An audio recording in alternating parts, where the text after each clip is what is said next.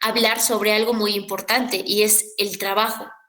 Pero vamos a ver también que el trabajo no solo es un elemento central de la producción, sino también en la constitución del ser humano. No vayamos a pensar que nosotros, por ejemplo, no sé, nos formamos profesionalmente como economistas simplemente con el fin de trabajar, sino que va más allá de la esencia del humano y cómo a través del tiempo se ha venido formando en torno al trabajo. Entonces, el trabajo va a ser un hecho fundamental en el cual también se genera la producción de la riqueza, y pero al mismo tiempo para la reproducción y el desarrollo de la propia especie humana como tal. De mi minuto vamos a admitir a su compañero a clase. Bien. Entonces, todos los seres vivos que estamos en el planeta tenemos una forma específica de satisfacer nuestras necesidades, no solamente los seres humanos, dentro de ellos también los animales o incluso los mismos vegetales, ¿no? O las plantas como tal, necesitan de agua para sobrevivir, necesitan de la radiación solar para poder generar la fotosíntesis y también ellas se reproducen, generan, por ejemplo, frutas, verduras, algunas de ellas, pero tienen toda una serie de satisfacción de necesidades. Lo mismo con seres tan simples puede suceder también con los animales que son mucho más complejos y también con nosotros, ¿no? Necesitamos satisfacer nuestras necesidades. Los mamíferos carnívoros, por ejemplo, a través de la cacería, las plantas, como les decía, como la fotosíntesis, y el mismo ser humano, como un animal biológico, también tiene su propia forma de relacionarse con la naturaleza. ¿Con qué propósito? Pues con satisfacer sus necesidades. Una forma totalmente distinta a la que tiene el resto de los animales, va a ser el trabajo. Pero, ¿qué es el trabajo? ¿Qué entendemos por trabajo cuando hablamos?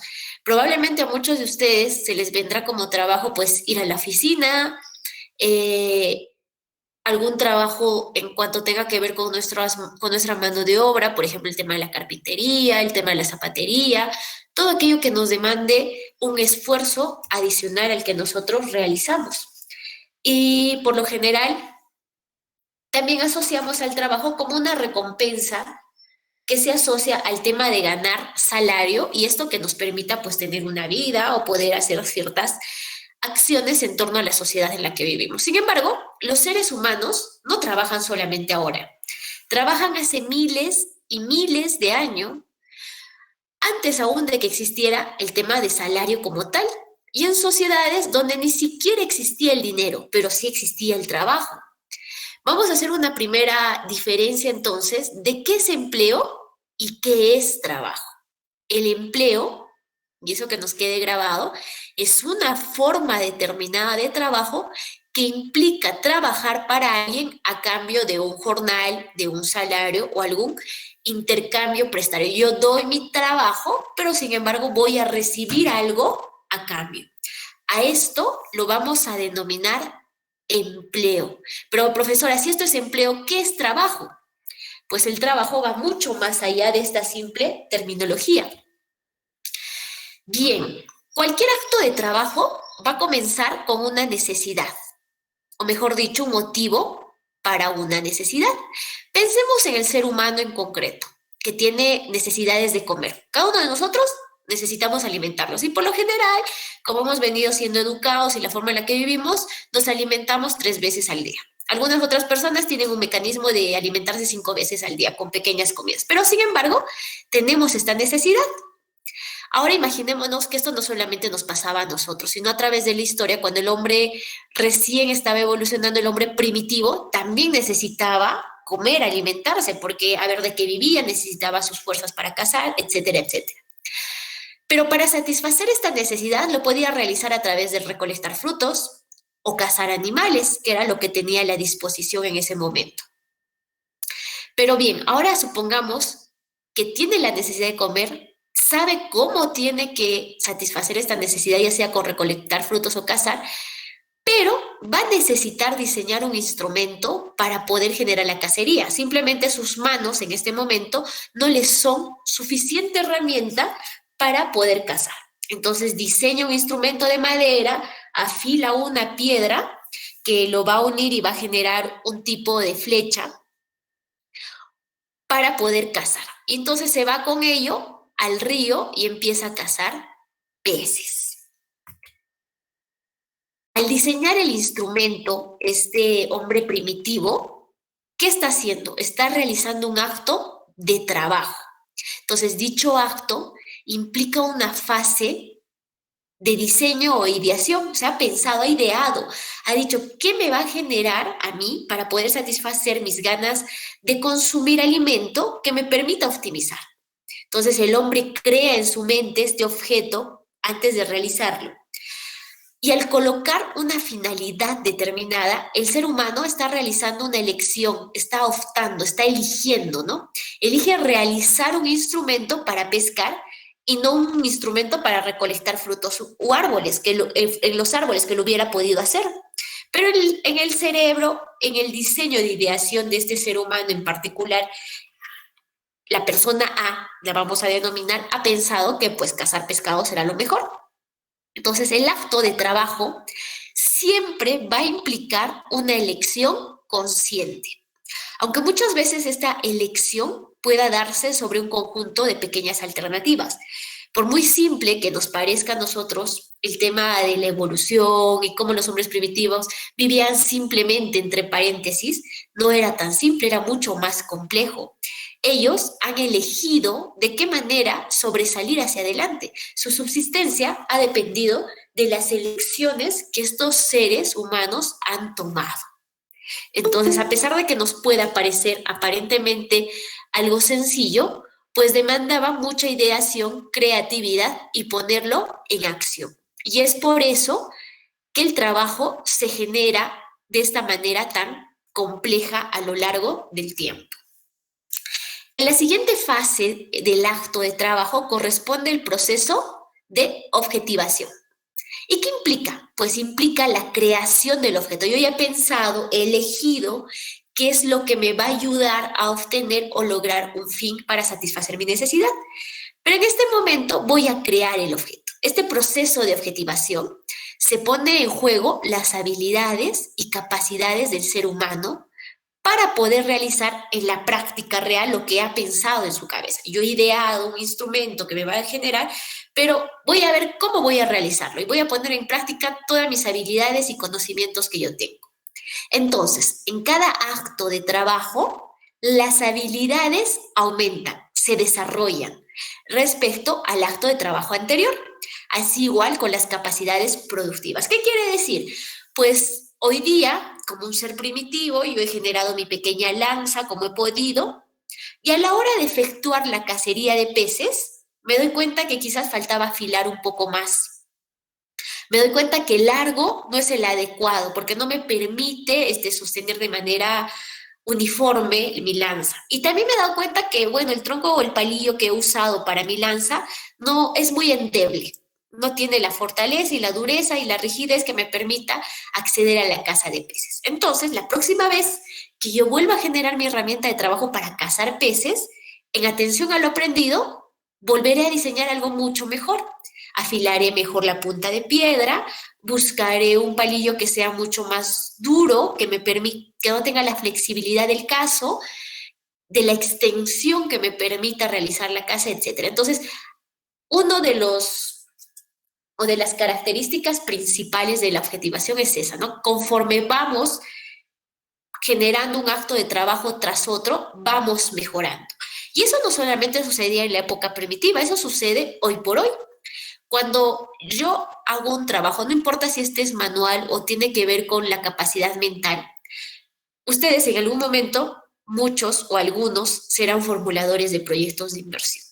La primera vez que formularán un estudio, seguirán por las normas, tratarán de hacer lo mejor que pueden con las capacidades que tienen, y sin embargo, cuando den los proyectos, habrá observaciones, ¿no? Dirán, bueno, esto hay que mejorar, mira que la población objetiva no es la que tú has puesto, quizás tus indicadores de rentabilidad hay que ajustarlos más, te has olvidado de hacer este análisis del diagnóstico socioeconómico, etcétera. Entonces, la próxima vez que ustedes formulen un estudio de inversión pública, lo harán mucho mejor.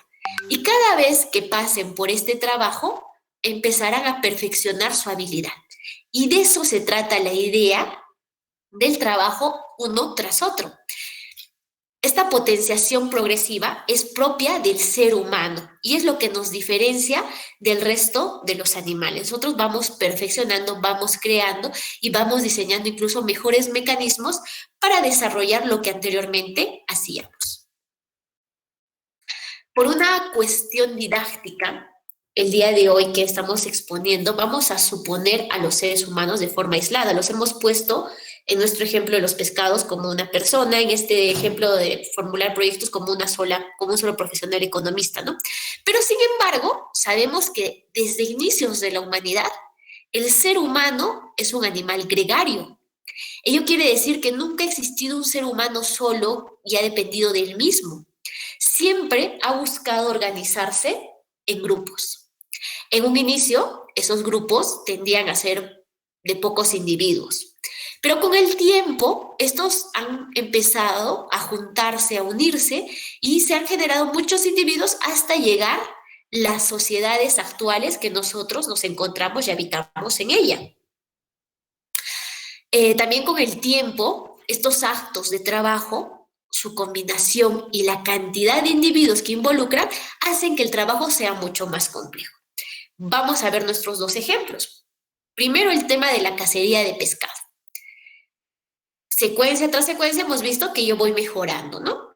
Pero sin embargo, como no soy un ser individual, seguro que ya me empezaba a juntar con otros miembros de mi familia o miembros que yo iba conociendo como ser primitivo, y íbamos a cazar entre dos, tres. Pero yo ya tenía la experiencia de que efectivamente la lanza que voy a usar tenía que ser más afilada, el palo tenía que ser más rígido y mucho más largo.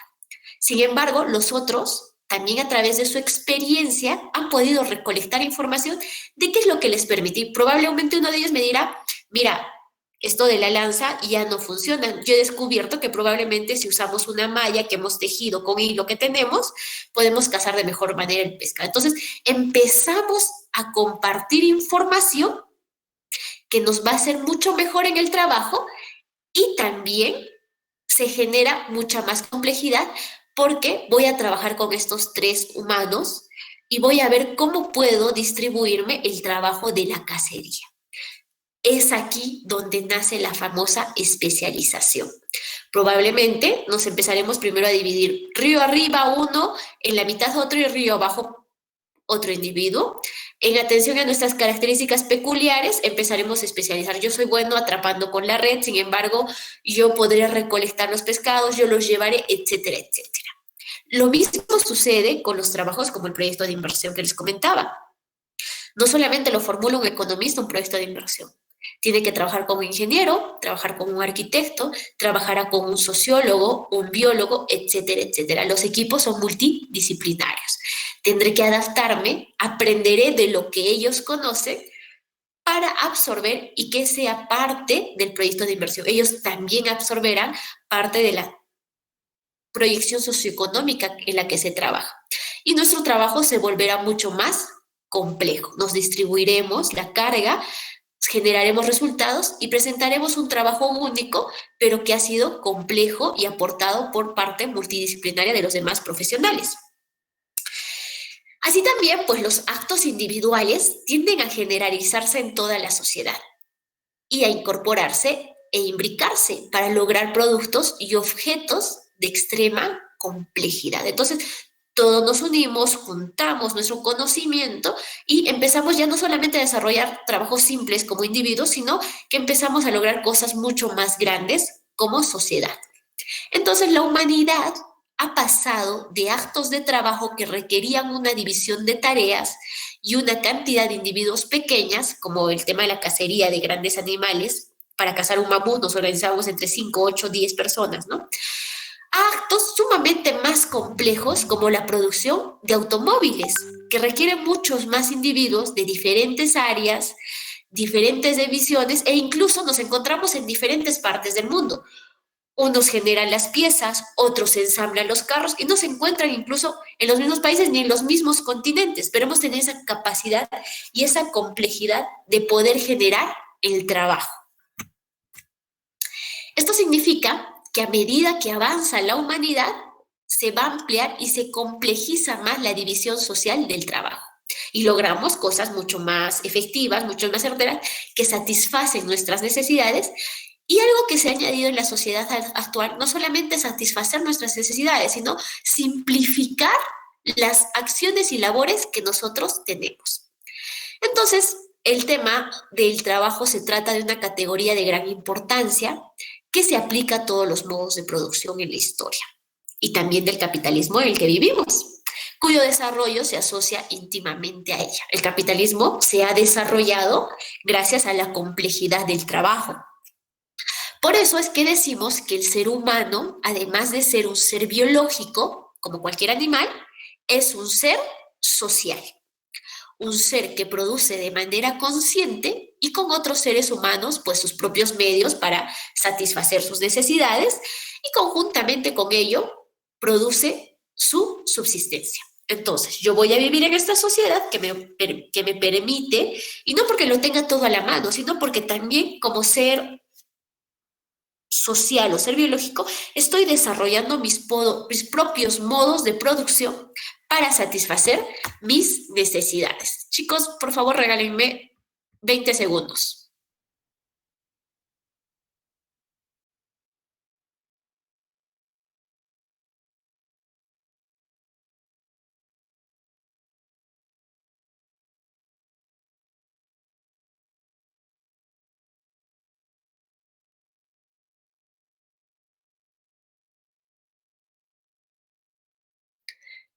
Gracias, chicos. Que con este tema que tengo de la rinitis alérgica, a veces se me cierra un poco la voz, van a disculpar, pero no lo puedo controlar mucho.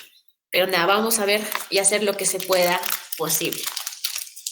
Bien, ahora vamos a ver el trabajo como un modelo de praxis social. Ya hemos visto que el trabajo no es netamente un tema que tiene que ver solamente con un individuo, sino que lo compartimos con los demás individuos cercanos a nosotros o de nuestra sociedad con quienes vamos a interactuar. Entonces, nos habremos percatado que no solo el trabajo es algo propio del hombre. Entonces, ¿acaso la ciencia o el conocimiento no es algo estrictamente humano, distinto al trabajo? Entonces, como ser humano, no solamente nos diferencia el trabajo, sino también el tema de la ciencia, el conocimiento.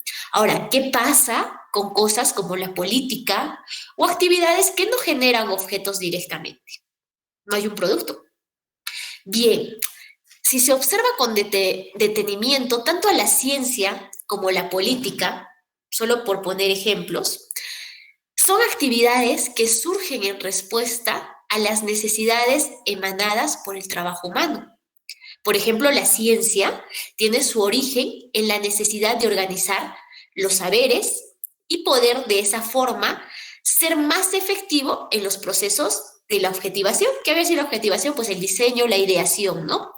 Mientras que la política en la necesidad de atender asuntos comunes, dados los crecientes procesos de complejización estructural. Hemos visto que a través del trabajo también se va generando una complejidad del mismo, porque vemos sociedades, somos bastantes personas, tenemos que coordinar entre nosotros, tenemos que interrelacionarnos, poner reglas, etcétera, etcétera, y esto lo ve la política. Ahora bien, como parte del trabajo, ideamos, creamos, y todo esto necesitamos saber su origen, de dónde viene, y se genera, ¿qué? La ciencia. Muchas otras, no solamente la ciencia y la política, muchas otras actividades, como las que estamos viendo, son propias del ser humano y constituyen la complejidad y amplitud de nuestra existencia humana. Entonces, denominamos a estas actividades con el nombre de praxis social.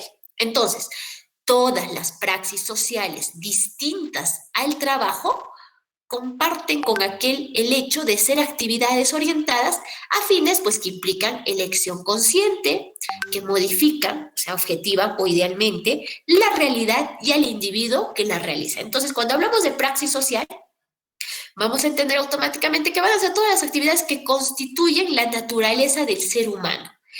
¿Por qué es que somos tan complejos como seres humanos? ¿Qué nos hace diferentes? Además, también nos dice que la praxis social, diferentes al trabajo, van a estar orientadas al fin de la elección consciente, que pueden modificar la realidad y que naturalmente el ser humano las tiene que realizar.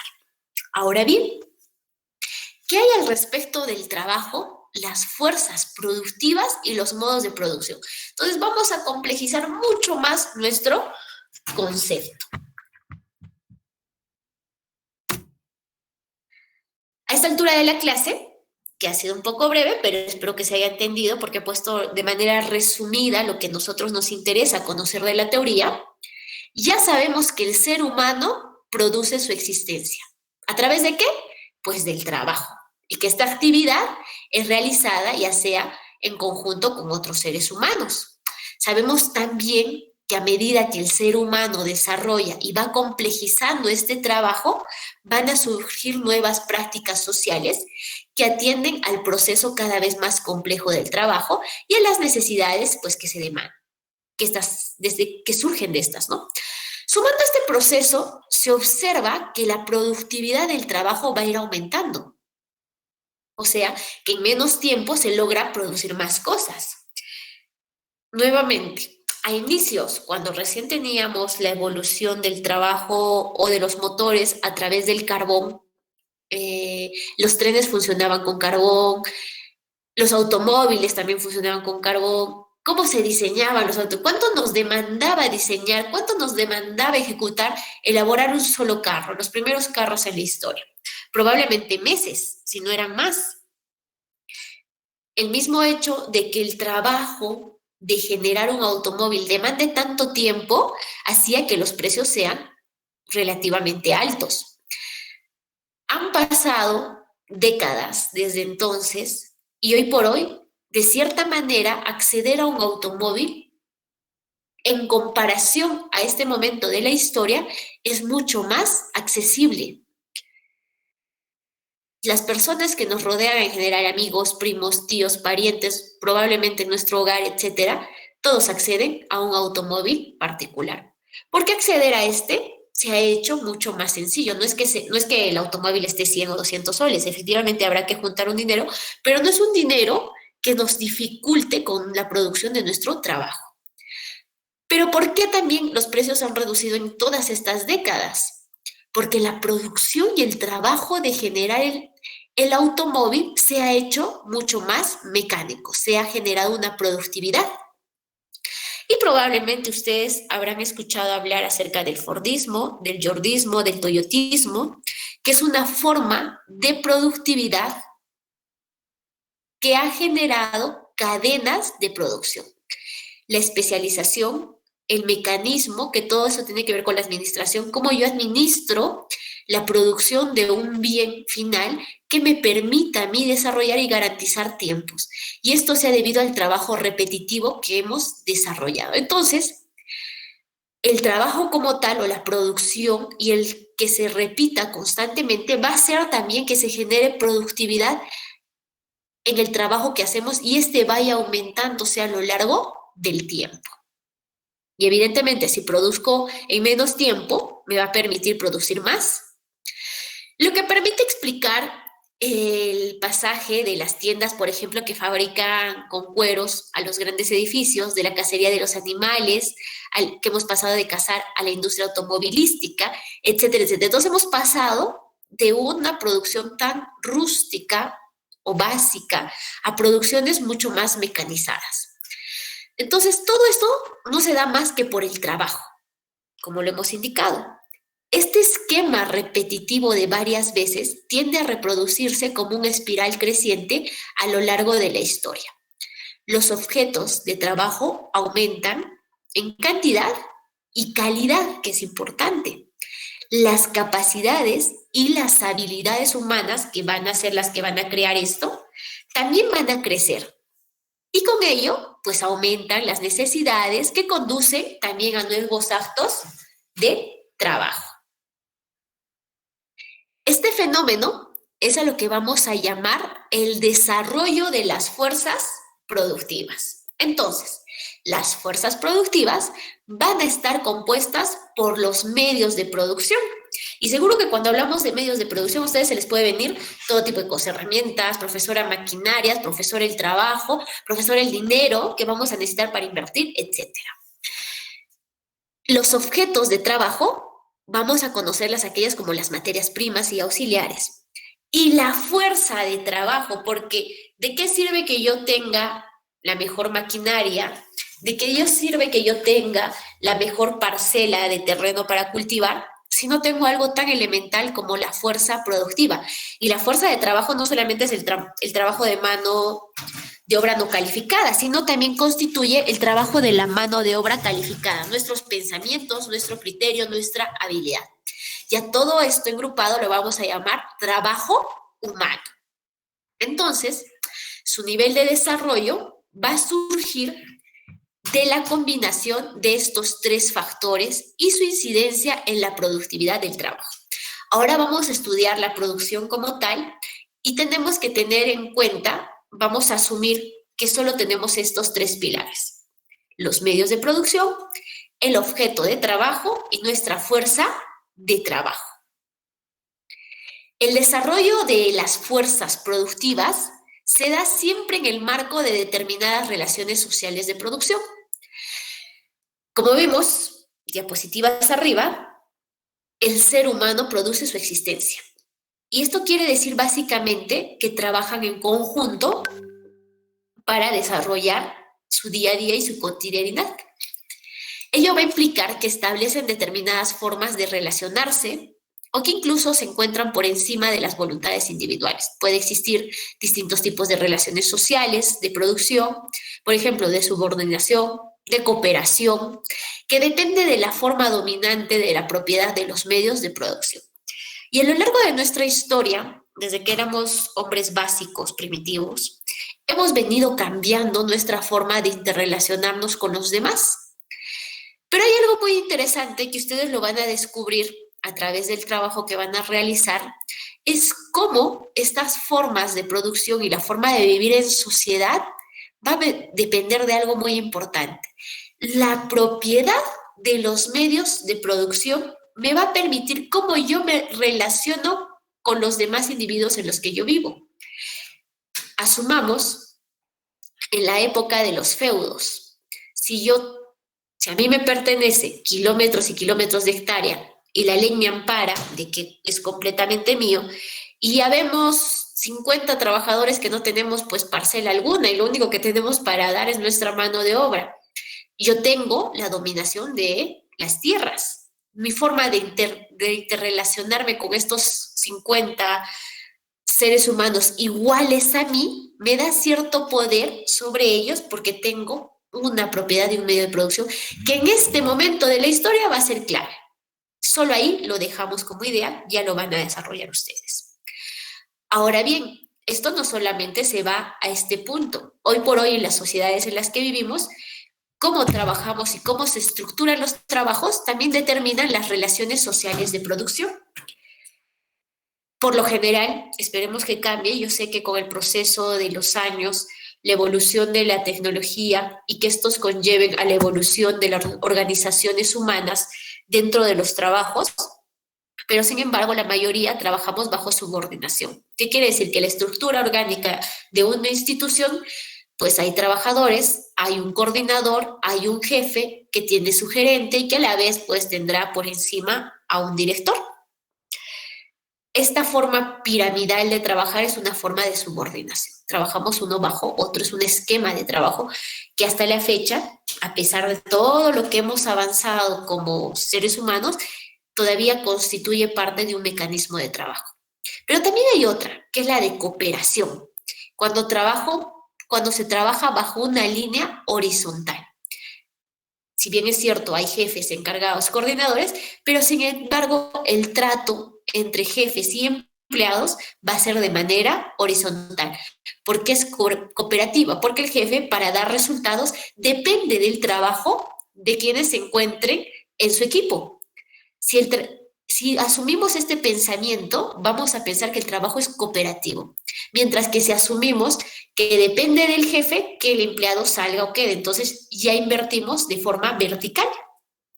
Pero si lo vemos de que más bien es el jefe quien depende de los empleados para presentar el logro, resultados de su trabajo, vamos a ver un trabajo de forma horizontal, y al cual lo vamos a llamar como cooperación.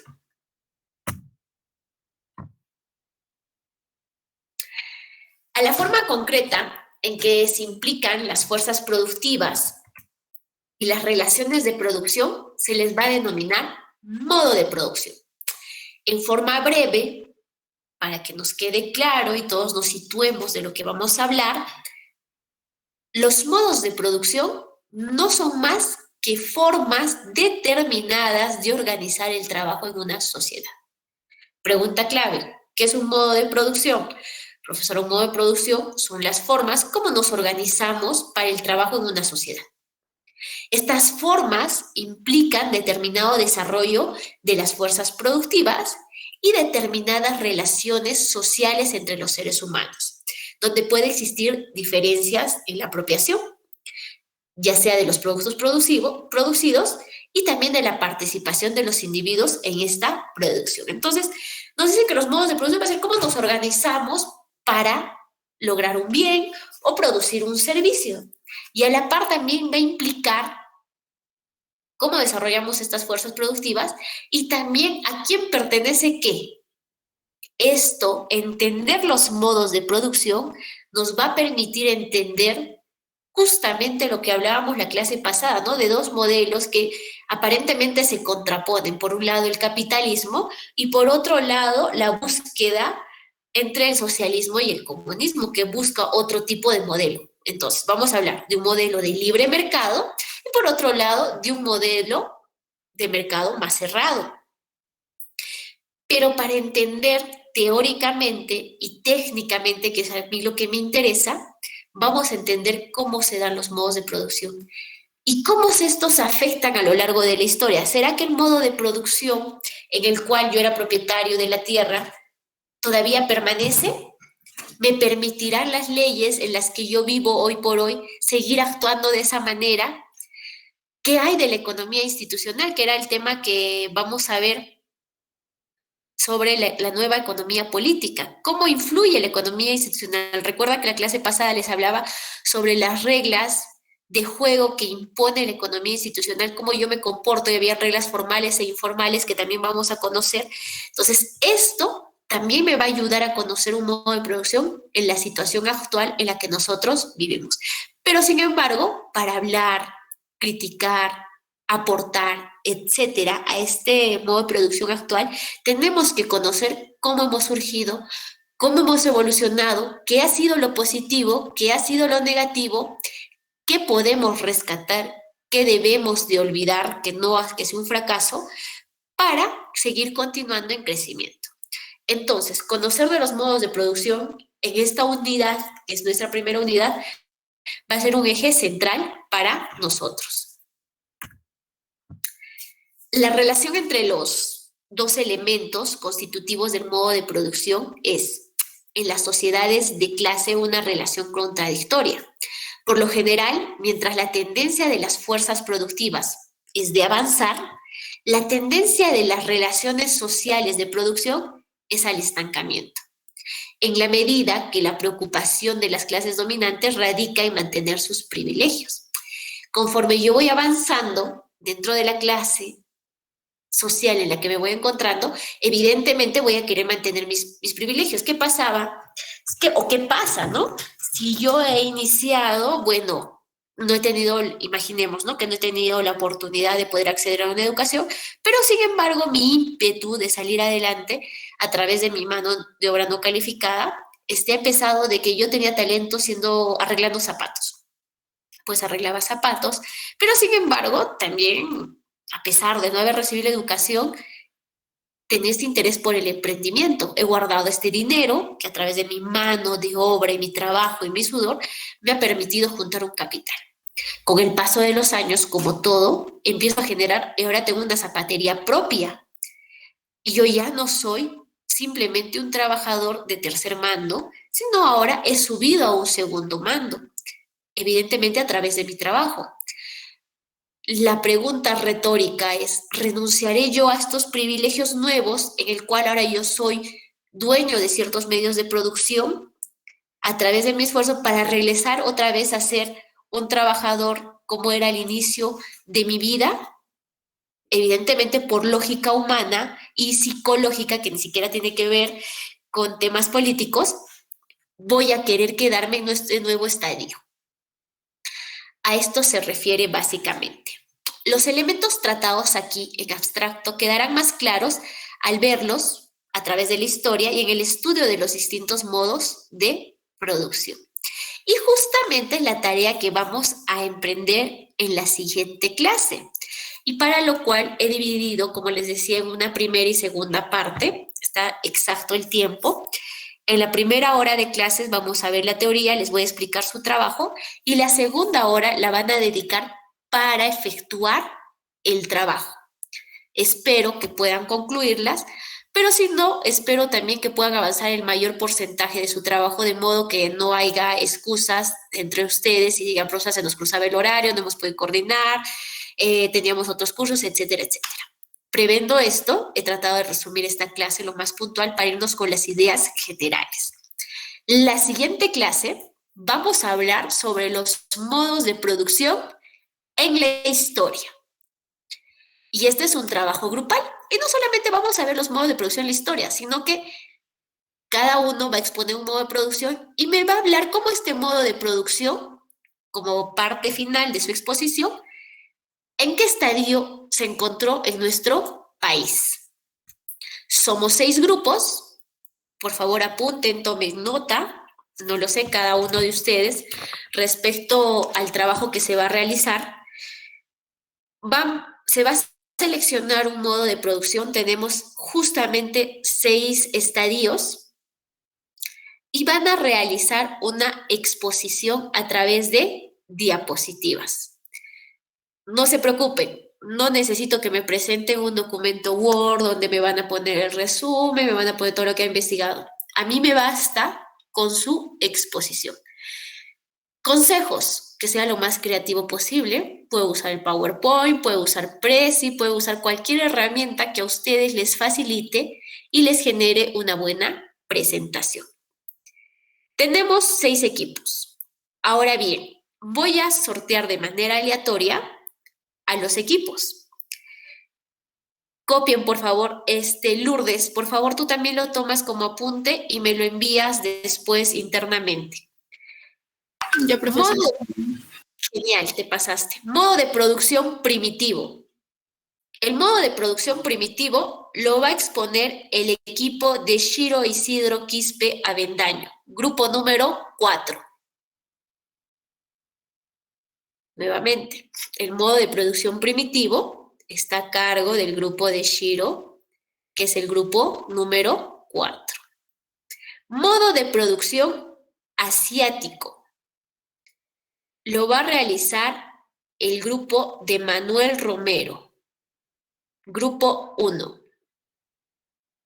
Es muy interesante y van a tener que buscar bastante información. Es muy interesante este modo de producción porque nos va a dar un estilo de la forma peculiar que tiene este proceso de producción.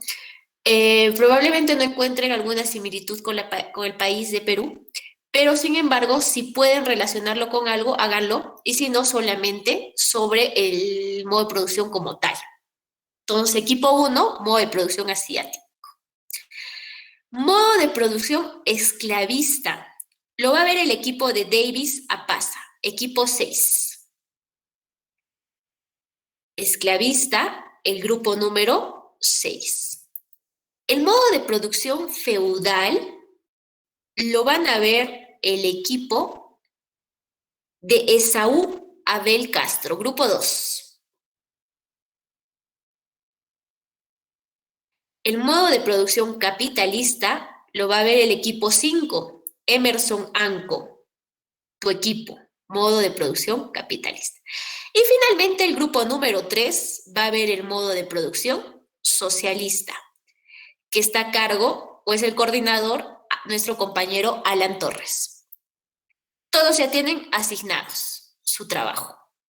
Bien, ¿en qué contexto vamos a generar o producir nuestros trabajos en equipo? Evidentemente, van a exponer primero primitivo, luego asiático, luego esclavista, feudal, capitalista, social. Ese es el orden de las exposiciones. Cada grupo de ustedes ya tiene asignado el tema que les ha tocado. La realización de la exposición tiene un máximo de 30 minutos. ¿Qué significa? Que la clase que viene van a exponer hasta el grupo feudal. Y el día martes va a exponer el siguiente, o bueno, los dos últimos equipos, que es el capitalista y el social.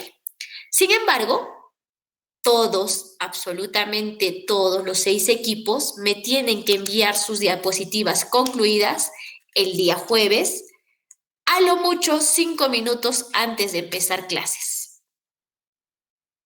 A ver, lo ideal es que lo entreguen en la mañana, pero en el peor de los casos lo pueden entregar 5 minutos antes del comienzo de clase. Entonces significa que todos los 6 equipos nos encontramos en igualdad de condiciones. ¿Cómo van a trabajar las diapositivas? Evidentemente la primera, por favor, coloquen el apellido. Denme un segundo, por favor.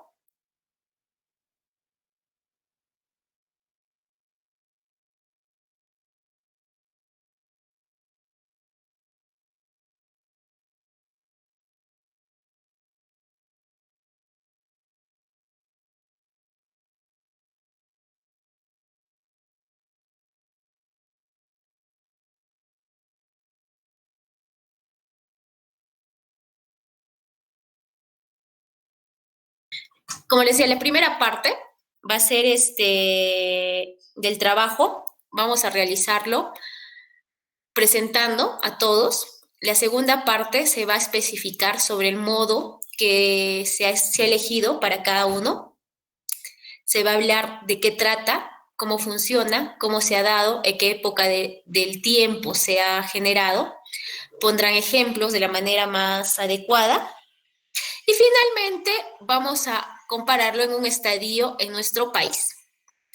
Eso es todo lo que se tiene que hacer hasta este punto. ¿Cuántas personas? Pueden ser una persona, pueden ser 2 personas, puede ser todo el equipo. Eso a libre organización, no hay problema. Ahora, denme 2 minutos, les voy a pasar una información adicional, por favor.